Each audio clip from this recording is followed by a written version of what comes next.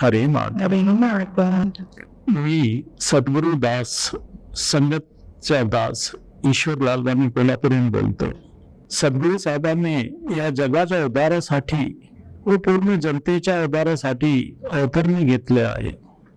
सद्गुरू साहेबांनी सकल जनतेला बोलावून सकल जनतेच्या उद्धारासाठी व त्यांना या जगातून टाळण्यासाठी कायम वेळोवेळी सगळे उपदेश दिलेले आहेत आणि जनता ती सगळे उपदेश मनन करून चिंतन करून आणि सद्गुरूंच्या चरणी राहून आपला उद्धार करून घेत असते.